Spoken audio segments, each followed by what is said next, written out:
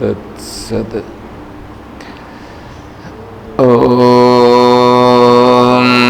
శ్రీ గురుభ్యో నమః. ఓం సదాశివసమారంభాం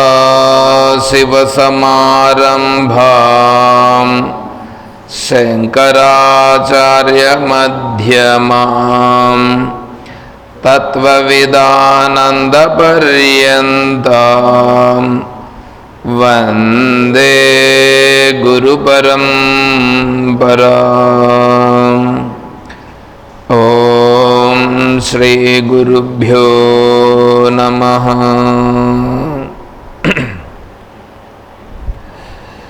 పూజ్య గురుదేవులు తత్వవిదానంద సరస్వతి స్వాముల వారి దివ్య చరణారవిందములకు ప్రణమిల్లుతూ పరిపూర్ణ పరబ్రహ్మస్వరూపులకు ప్రియాత్మ బంధువులారా, ఓ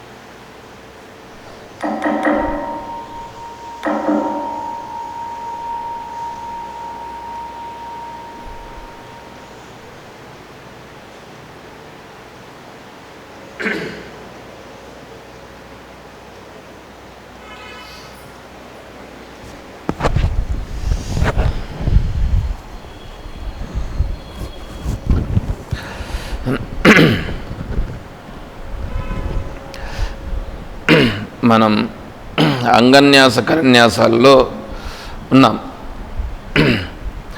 ఒకసారి చెప్దాం అది.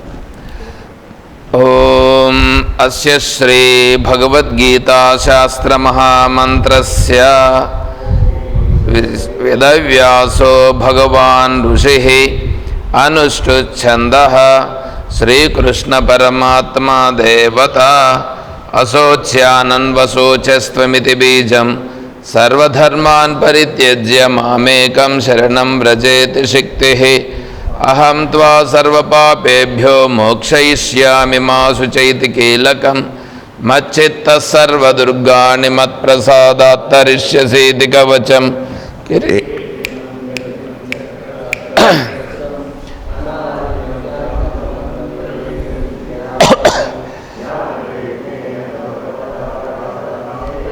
శ్రీకృష్ణ పరమాత్మ ప్రీత్యర్థే గీతాపారాయణే జపే వినియోగః. ఇది సంకల్పం మనం చెప్పుకుంటాం. సంకల్పం మనం మామూలుగా ఎందుకు చెప్తామంటే, సంకల్పం చెప్పుకుంటాం కదా మామూలుగా. సంకల్పం చెప్పుకునే దేనికి, మనం ఏ పని అయితే చేస్తున్నామో ఆ పనిని సక్రమముగా, మధ్యలో ఏమైనా ఇబ్బందులు వచ్చినా కూడా ఆ ఇబ్బందులకు మనము లోబడకుండా మనంతట మనమే చేసుకుంటూ ఉండే ఒక నిశ్చయం, దృఢంగా నిశ్చయం చేసుకుంటున్నాంగా. అంటే సంకల్పం అనేటువంటిది ఏంటంటే, మనము ఏదైతే చేయాలని అనుకుంటున్నామో ఆ పనిని నేను చేస్తున్నాను. సంకల్పము, సమ్యక్ కల్పన. సంకల్పించుకుంటున్నాం, మనం కల్పించుకుంటున్నాం. మనము దాన్ని నేను చేస్తున్నాను అని మనంతట మనమే నిశ్చయం చేసుకొని కల్పించుకుంటున్నాం. ఎందుకు అట్లా నిశ్చయించుకోవాలి? అంటే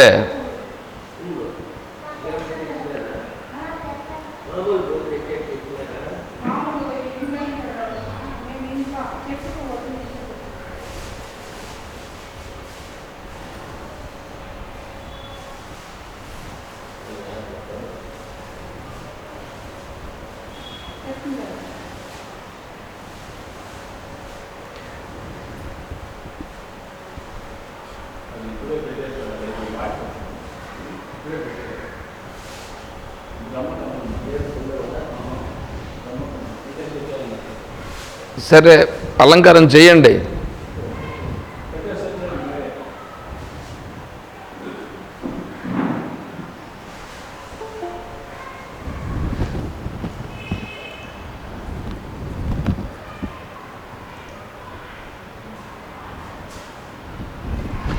అలా మనం చేసుకునే సంకల్పంలో ఏంటిది నెట్ కూడా ఇట్లాగా వస్తుంది ఇప్పుడు ఈరోజు. నేను ఈ పని చేస్తున్నాను. మామూలుగా పూజ చేసేటప్పుడు అలా చేసుకుంటాం, తర్వాత వ్రతాలు చేసుకునేటప్పుడు చేసుకుంటాం, తర్వాత పెళ్ళిళ్ళు చేసేటప్పుడు చేస్తారు, కళ్యాణోత్సవం చేసేటప్పుడు చేస్తారు, బ్రహ్మోత్సవాలు చేసేటప్పుడు చేస్తారు. ఏ పని చేసినా సంకల్పం అనేది ఉంటుంది ముందర. తర్వాత మనం భోజనానికి పోవాలనుకోండి, భోజనానికి పోవాలనుకుంటే కూడా మనం సంకల్పించుకొని కదా పోతాం. అక్కడ సంకల్పం చేసుకొని మనం వేరే వేరే పనులన్నీ చేస్తున్నాం. ఇప్పుడు చేస్తూ ఉండే పని ఏంటంటే ఈ సంకల్పము ఆ సంకల్పము లాంటిది కాదు. అంటే ఆ సంకల్పాలన్నీ ఏం చేస్తాయి, మనలను మన జీవితంలో బంధములలో పడేసేటట్లు చేస్తాయి ఆ సంకల్పం. ఏవి మనం మిగతా పనులన్నీ చేస్తానమే ఆ సంకల్పాలు మనలను బంధంలో పడవేసేటట్లు చేస్తాయి. ఇప్పుడు చేసుకుంటూ ఉండే సంకల్పం ఏం చేస్తుందంటే బంధములో నుంచి బయటపడేసేటట్లు చేస్తుంది ఈ సంకల్పం. కాబట్టి ఈ సంకల్పం గొప్పది, ఈ సంకల్పం గొప్పది. మామూలుగా ఇప్పుడు అప్పులున్నాడు, అప్పులుండేటువంటి వాడు ఇంకా అప్పులు చేశాడని అనుకోండి, ఇంకా అప్పుల్లో మునిగిపోతాడు. అదే డబ్బులు సంపాదిస్తే ఆ డబ్బులు సంపాదిస్తే ఈ అప్పుల్ని తీర్చేయవచ్చు. అదేవిధంగానే ఇక్కడ చేస్తున్నటువంటి సంకల్పం ఏంటంటే భగవంతునికి సంబంధించినటువంటి మార్గంలో నేను వెళ్ళుచున్నాను, భగవంతుని మార్గంలో నేను వెళ్ళుచున్నాను అని చెప్పి సంకల్పం చేస్తున్నా. ఈ సంకల్పం చేసేది భగవంతుని మార్గంలో వెళ్తున్నాను అంటే ఇప్పుడు నేను భగవంతుని మార్గములో వెళ్ళుచున్నాను అనేటువంటిది ఎక్కడ కలగాలి? అది మనస్సులో కలగాలి, మనస్సులో కలగాలి. తర్వాత ఇప్పుడు నోటితో చెప్తాం, నోటితో చెప్తాము, మనస్సులో మాత్రము అది నిలవలేదు అని అనుకోండి, మనసులో నిలవల, అప్పుడు చేసిన సంకల్పం వృధా అయిపోతుంది. అంటే మనం చేసుకున్న సంకల్పంలో మనమే నిలవలేకున్నాము. మనము నిలవలేకుండా ఉన్నాం కాబట్టి మనంతట మనము నిలిచేదాని కొరకు మనం చెప్పుకుంటున్నటువంటి సంకల్పం అది. అంటే నేను ఇప్పుడు పారాయణం చేయడానికి కూర్చుంటున్నాను. శ్రీకృష్ణ పరమాత్మ ప్రీత్యర్థే గీతా పారాయణే జపే వినియోగ. గీతా పారాయణమును జపే జపము చేస్తున్నాను. జపం మంత్రజపం చేసేటప్పుడు మనం వేరే ఏమన్నా చేస్తామా? మంత్రజపం చేసేటప్పుడు మనంతట మనం నియమనిష్టలతో కూర్చొని కళ్ళు మూసుకొని నిర్మలంగా భగవంతుని హృదయములో ధ్యానిస్తూ ఆ భగవన్నామాన్ని చెప్పుచూ భగవద్భావన హృదయంలో కలుగుతూ చేయడం కదా జపం. ఇప్పుడు రామకోటి చేసినాం. రామకోటి చేసినామనంటే రామనామము నోటితో చెప్పాలి, హృదయములో భావన రావాలి. భావన ఏం భావన?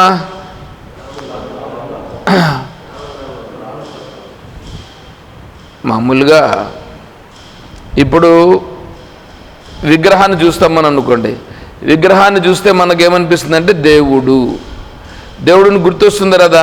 అంతవరకు దేవుడిని గుర్తుండదు. దేవుడు ఉంటుంది మనసులో, ఎక్కడో ఒక మూల ఉంటుంది, కానీ విగ్రహాన్ని చూసిన వెంటనే నమస్కారం చేస్తున్నాంగా. నమస్కారం చేస్తున్నామంటే అర్థం ఏంటంటే ఇప్పుడు ఇంతవరకు ఆ భావన అడుగులో పడినుంది, అది ఇప్పుడు పైకి వచ్చే కదా నమస్కారం చేసినాం. అంటే భావన పైకొచ్చి చేసిన నమస్కారం, ఆ భావన నమస్కార రూపంగా వచ్చింది. భావన కలిగేదానికి విగ్రహం, భావన కలిగేదానికి విగ్రహం. నీకు భావన విగ్రహాన్ని చూసినా కలగలేదని అనుకో, అప్పుడు విగ్రహం వలన ప్రయోజనం ఏమిటి?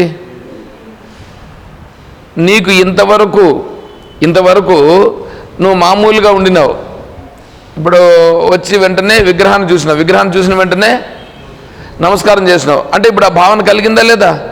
ఆ భావన పైకి వచ్చిందా లేదా? ఆ భావన పైకి వచ్చేదానికి విగ్రహం. అంటే నీ మనసులో ఆ భావన కలిగించాలి. ఇప్పుడు ఏ భావన కలగాలి? మామూలుగా దేవుడు అనే భావన కలిగిందే కానీ, కృష్ణుడు అనే భావన కలిగిందే కానీ, ఇంకా వెనకాల వేరే భావనలన్నీ వచ్చినాయి అంటే అది రాలేదు. ఇప్పుడు ఏం రావాలి తెలుసా? శ్రీరామచంద్రుల వారి విగ్రహాన్ని చూసినామని అనుకోండి, లేదా శ్రీరామచంద్రుల వారి ఫోటో చూసామని అనుకోండి, మనకు మనస్సులో ఏం రావాలంటే శ్రీరాముడు అనే రూపం కాదు రావాల్సిందే. శ్రీరాముడు ధర్మ సంస్థాపకుడు, ధర్మస్వరూపుడు. ధర్మమును ఒక రాశి పోస్తే ఎలా ఉంటుందో అది శ్రీరాముడు. ఏకపత్ని వ్రతుడు, ఆడిన మాట తప్పనివాడు, ప్రజలందరినీ కూడా ప్రేమించేటువంటి వాడు. ఏమండి? సత్యమునే పలుకువాడు, మృదు స్వభావము కలిగినవాడు. ఆజానుభావుడు కాదు, తీసాడు వారుగా పెట్టు, అవంతా రాకూడదు. రూపం రాకూడదు, గుణములు రావాలి. రూపం కాదు. రామ అని నోటితో అంటున్నావు, నువ్వు రూపం రాకూడదు. రూపం నీకు వచ్చినా అసలు అది రాదు, ఊరికి కనిపించి మాయమైపోతుంది అది. కానీ గుణములు రావాలి. ఏమిటి? రాముడు ధర్మస్వరూపుడు అంటే నేను ఎట్లుండాలా? రాముని యందున్నటువంటి ధర్మములు నా యందు కూడా ప్రకటన కావాలా? రాముని యందున్నటువంటి సత్యవాక్య పరిపాలన అనేది నాలో కూడా ఉండాలా? చూడండి, రాముని యందుండేటువంటి ఏ మృదు స్వభావం ఉందో అదంతా కూడా నా యందు ఉండాలి. రాముని యందుండేటువంటి ప్రేమ భావన నా యందు కూడా ఉండాలి. ఇవన్నీ లోపల రావాలా రాముని యొక్క విగ్రహమును చూస్తే. ఇవి నాలో ఉన్నాయా? అర్థమవుతుందా? అంటే రాముని చూస్తే దైవము అనే భావన వస్తుంది. రాముని చూస్తే దైవం అని నువ్వు ఎందుకు అనుకుంటున్నావు? దైవం అని ఎందుకు అనుకుంటున్నావంటే, నువ్వు రాముని చూసి దైవం అని ఎందుకు అనుకుంటున్నావంటే ఈ లక్షణాలన్నీ ఉన్నాయి కాబట్టి కదా నువ్వు రాముడిని అనుకుంటున్నావు. ఈ లక్షణాలు లేకపోతే నువ్వు రాముణ్ణి ప్రార్థిస్తావా? రావణాసురుని ప్రార్థిస్తున్నావా? మరి రాముణ్ణి కదా ప్రార్థిస్తున్నావు. రాముని యందు ఈ గుణములన్నీ ఉన్నవి కాబట్టి నువ్వు ప్రార్థిస్తున్నావు. అంటే ఇప్పుడు ఈ గుణములు ప్రాధాన్యమా, రాముడు ప్రాధాన్యమా? గుణములు ప్రాధాన్యం. అంటే ఈ గుణములన్నీ గుర్తు రావాలి. ఇప్పుడు అంటే మన భావన ఎట్లా కావాలి? ఆ గుణస్వరూపం కావాలి. గుణస్వరూపమైనటువంటి భావన ప్రకటమైతే అది దృఢం కావాలి. అర్థమవుతుంది కదా? అంటే ఇప్పుడేంటి, రామ అనే నామమును చెప్తూ ఈ భావములన్నీ రావాలి. అంటే అప్పుడు మనమేమవుతాం? మనము రాముడవుతున్నాము. ఆ గుణములన్నీ ఉన్నాయి కాబట్టి కదా రాముడైనాడు. ఆ గుణములు లేకపోతే రాముడవుతాడా? ఇప్పుడు నాలో ఆ గుణములు లేవుగా. అన్ని గుణములు ఉన్నాయా? అన్ని గుణములు లేవు. ఆ గుణములు కొద్దిగా ఉన్నాయి, అంతేగాని పూర్తిగా లేవు. కాబట్టి ఇప్పుడు నేనేం చేయాలి? ఆ గుణములు పెరగాలి. ఆ గుణములు పెరిగితే ఇప్పుడు నేనేమవుతాను? నేనే రాముడునవుతాను. అప్పుడు రామునికి నాకు తేడా లేదు. అర్థమవుతుందా? అంటే ఇప్పుడు ఏంటి? ఇప్పుడు నేను రాముడు కావడం అనంటే రాముడు నన్ను అనుగ్రహించి రామునిలో నన్ను లయం చేసుకుంటాడు, ఇది కాదు. అది తప్పు. అలా జరగని పని. ఎందుకంటే రాముడు ప్రత్యక్షమయ్యేది లేదు, మనలను అందులో తీసుకునేది లేదు. ఎందుకంటే రాముడు ఆత్మస్వరూపం. ఆత్మస్వరూపం అనేటప్పుడు అంతటా ఉన్నది. అది రామ తత్వము. ఇప్పుడు నేనేం కావాలి? నేను ఆ తత్వంగా లేనుగా. అంటే ఇప్పుడు నేనేం కావాలి? నేను కూడా అట్లా అయినాను అనుకోండి, అప్పుడు నేనేమవుతాను? నేను కూడా రాముడనవుతాను. అంటే ఇప్పుడు నేను రామునిలో ఐక్యమగుట అనంటే ఇప్పుడు ఇక్కడ రాముడు కనిపించి చేయి చూపించి, ఆ సినిమాలో చూపిస్తారు చూడండి, రామదాస్ సినిమాలో ఆయన వచ్చేసి ఎందుకు గుండెలు చీల్చుకొని నా హృదయంలో ఉండవు అని చెప్పడము, ఇవన్నీ తప్పులు. ఇవి తప్పులు, కల్పన. ఎందుకంటే అలా ఉండుట జరగదు. భగవద్గీతలో అలా చెప్పలేదు. భగవద్గీతలో అట్లా చెప్పినారా అంటే భగవద్గీతలో అలా చెప్పలేదు. ఎందుకంటే ఆత్మస్వరూపమే రాముడు.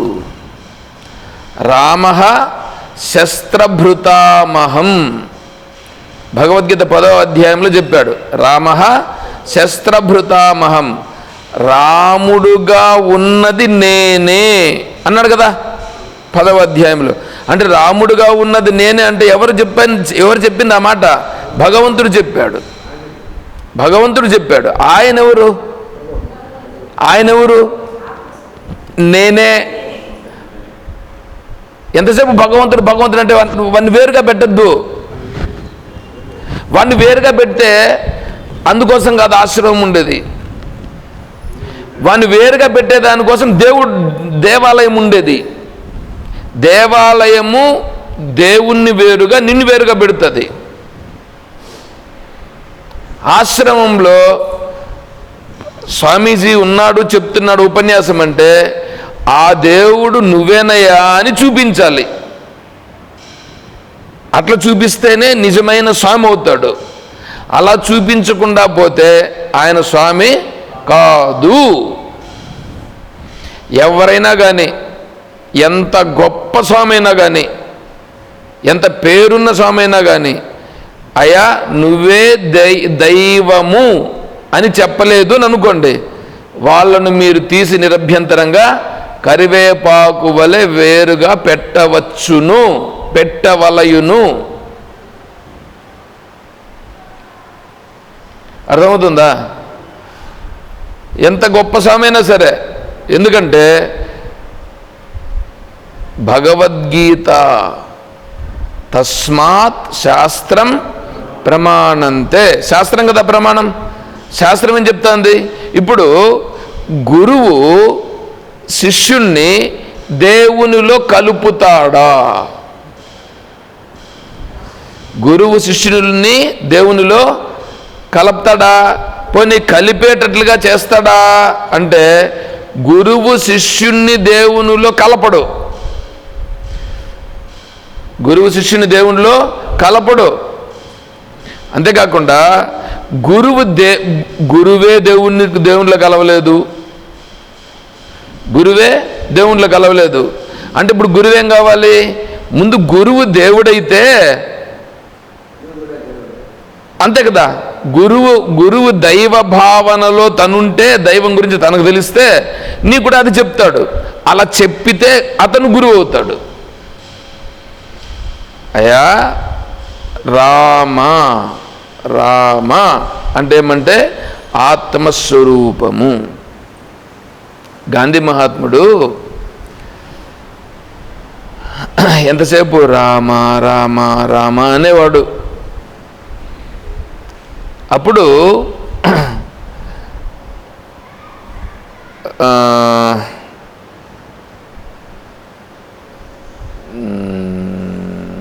అదేది విజయవాడ దగ్గర ఈ పక్క ఒకటి విజయవాడ ఏలూరు దగ్గర బ్రహ్మానందగిరి స్వాముల వారు ఉండినారు, ఇప్పుడు లేరు. బ్రహ్మానందగిరి స్వాముల వారు లెటర్ రాసినారు. నువ్వు నిరంతరము రామ రామ రామ అని అంటున్నావు. ఏ రాముణ్ణి నువ్వు అంటున్నావు? ఏ రాముణ్ణి అంటున్నావు? దశరథ రాముడిని నువ్వు రామ రామ అని పిలుస్తున్నావా? లేక సీతారాముని నువ్వు రామ రామ అని పిలుస్తున్నావా? లేక ఆత్మారాముణ్ణి రామ రామ అని పిలుస్తున్నావా? నాకు సమాధానము ఇవ్వవలసినది అని లెటర్ రాశారు. ఎవరికి? గాంధీజీ గారికి. గాంధీ మహాత్ములు వారు చదువుకొని వారు రిప్లై ఇచ్చినారు. ఏమని? నేను ఆత్మారాముణ్ణి నేను తలుచుచున్నాను. నేను నిరంతరము ఆత్మారాముని తలుచుచున్నానే కానీ దశరథరాముణ్ణి నేను తలుచుటలేదు అని వారు సమాధానం ఇచ్చినారని స్వామీజీ వారి యొక్క శిష్యులు చెప్పగా నేను విన్నాను. చూడండి ఎలా ఉందో. అంటే ఏంటి ఇప్పుడు? ఆ ఆత్మారాముడు, రాముడు ఆత్మ, రాముడు ఆత్మ, నేను కూడా ఇప్పుడు ఆత్మనే, ఆత్మ అని అంటున్నాం. అంతే అంటున్నామే కానీ నేను ఆత్మ ఎలా అనేది మనకు తెలియదు. అవునా? ఇప్పుడు శ్రీకృష్ణ పరమాత్ముడు ఏమన్నాడు? అదే నిన్ను కూడా చెప్పుకుంటున్నాం.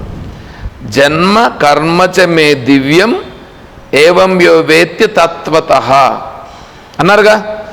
అంటే మీ శ్రీకృష్ణ పరమాత్మ పుట్టుక ఎలా జరిగిందో నా పుట్టుక కూడా అలాగే జరిగినది. శ్రీకృష్ణ పరమాత్మ ఎలా కర్మ చేశాడో నేను కూడా అలాగే కర్మ చేయుచున్నాను. శ్రీకృష్ణ పరమాత్మకి నాకు తేడా లేదు అని ఎవరైతే తత్వతః తెలుసుకున్నారో, తత్వతః అంటే ఉన్నది ఉన్నట్లుగా తెలియుట. భగవంతుడు చెప్పిన మాట కదా మనం చెప్తున్నాం. భగవంతుడు 4వ అధ్యాయంలో ఇదే మాట చెప్పాడు. జన్మ కర్మచ మే దివ్యం ఏవం యో వేత్తి తత్వతః. జన్మను గురించి కర్మను గురించి ఎవరైతే ఉన్నది ఉన్నట్లుగా, అంటే నా జన్మ లాంటిదే నీ జన్మని, నేను చేసిన కర్మలాగానే నువ్వు కూడా కర్మ చేస్తున్నావని, ఎవడైతే నా జన్మకు నీ జన్మకు తేడా లేదని, నేను చేసిన కర్మకు నువ్వు చేస్తున్నటువంటి కర్మకు తేడా లేదని తత్వతః తెలుసుకున్నాడో, త్యక్త్వా దేహం, ఈ దేహమును వదిలిపెట్టిన తరువాత పునర్జన్మ నైతి, పునర్జన్మ నైతి అంటే పునర్జన్మ తిరిగి వాళ్లకు లేదు, రాదు కాదు, లేదు. పునర్జన్మ లేదు. ఎందుకు పునర్జన్మ లేదు చూడండి. అంటే ఇప్పుడు ఈయన ఎవరు? ఈ వ్యక్తి శ్రీకృష్ణుడు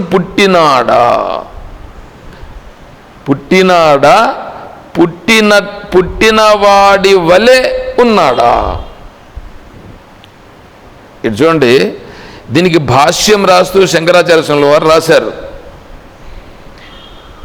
పరిత్రాణాయ సాధూనాం వినాశాయ చ దుష్కృతాం ధర్మ సంస్థాపనార్థాయ సంభవామి యుగే యుగే ఉంది కదా. అక్కడ సంభవామి అన్నారు చూడండి. సంభవము పుట్టుక కాదది, సంభవించుట అంటే ఇప్పుడు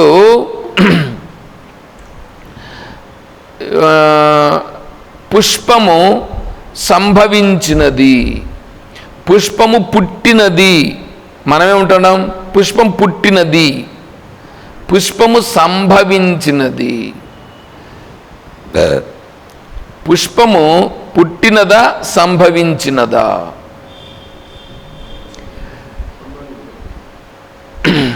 పుట్టినది, సంభవించినది. దీనిపైన పెద్ద చర్చ ఉంది. ఏమిటంటే, పుట్టింది అన్నావు అనుకో, పుట్టింది అంటే ఉన్నది పుట్టిందా లేనిది పుట్టిందా? ఉన్నదైతే ఏంది ఉన్నది?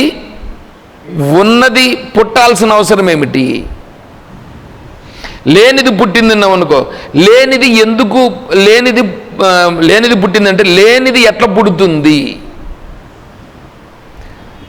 విషయం అర్థమవుతుందా? ఉన్నది పుట్టింది, ఓకే, బాగానే ఉంది. ఉన్నది పుట్టాల్సిన అవసరం ఏంటి? నీ దగ్గర ఆల్రెడీ 10 రూపాయలు ఉందండి జోబులో, నా దగ్గర 10 రూపాయలు పుట్టింది అని అంటావా? నా దగ్గర 10 రూపాయలు ఉందప్పా అని కదా అంటాం. 10 రూపాయలు ఉందని అంటాం. అదేవిధంగా ఇప్పుడు నేను ఆత్మస్వరూపుడనై ఉన్నానా, లేదా ఆత్మస్వరూపం పుట్టిందా? నేను ఆత్మస్వరూపుడనై అయి ఉన్నాను. ఇప్పుడు ఆత్మస్వరూపం పుట్టిందా? నువ్వు పుట్టినావా? నేను పుట్టలేదు. అయితే ఇప్పుడు వైర్లో కరెంట్ ఉన్నదా లేదా? వైర్లో కరెంట్ ఉంది, బల్బ్ వేసినాం, లైట్ వేసినాం. ఇప్పుడు కరెంటు పుట్టినది అంటావా? లైట్ వెలిగినది అంతే కదా. లైట్ ప్రకటమైనది. లైట్ ప్రకటమైందా? లైట్ పుట్టిందా? లైట్ ప్రకటమైనది. అదేవిధంగానే శ్రీకృష్ణ పరమాత్మ పుట్టినాడా ప్రకటమైనాడా అనేదాన్ని అక్కడ చెప్తున్నాడు. జన్మ అనేటువంటిది యదా హి ధర్మస్య గ్లానిర్భవతి భారత అభ్యుత్థానమధర్మస్య తదాత్మానం సృజామ్యహం. ఏమండి? యదా హి ధర్మస్య గ్లాని. ధర్మము తగ్గిపోయింది, అధర్మం పెరిగింది. ఎక్కడ? లోకంలో కాదు, లోకంలో ఉండేదంత. లోకంలో ధర్మం పెరిగితే అధర్మం పెరిగితే నీకేంటి? దానివల్ల నీకేం ప్రయోజనం? నాలో ఇక్కడ ఉన్నాను కదా, ఇక్కడ నా మనస్సు ఇదంతా ఉంది కదా. ఇక్కడేమైంది? ఇక్కడ ఆత్మస్వరూపము చాలా స్పష్టంగా ప్రకటన కావాలంటే అధర్మస్వరూపం ఏమైంది? ఇక్కడ అధర్మం పెరిగి ఉంది. అధర్మంగా ఉన్నామా లేదా? ధర్మంగా ఉన్నామా? ధర్మంగా కూడా ఉన్నాం, కానీ అధర్మం ఎక్కువగా ఉంది. ఈ అధర్మము ఎక్కువగా ఉన్నటువంటి సందర్భంలో ఆత్మస్వరూపము ప్రకటన కావాలంటే అధర్మం ఏం కావాలి? అధర్మం తగ్గాలి. అధర్మం తగ్గించాలంటే ఎవరు రావాలి? ధర్మం రావాలి, ధర్మం పెరగాలి. ధర్మం పెరగాలంటే నేను రావాలి. నేను రావాలంటే ఎవరు